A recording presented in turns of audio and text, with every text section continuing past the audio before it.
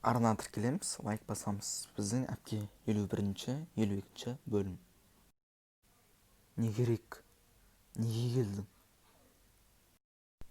Жібер. Қашамын деп ойладың ғой, ә? Адам ұрлауға байланысты тұтқынға алынасың. Көтер қолыңды.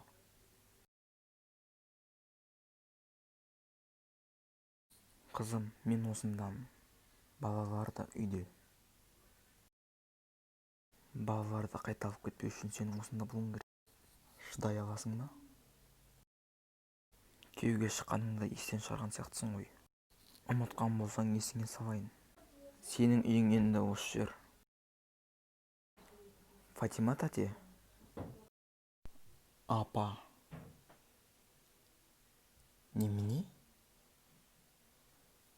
Енді мені апа деп айтасың. Біздің әпке 51-ші, 52-ші бөлімнің соңы. Аударған Нұр Продакшн.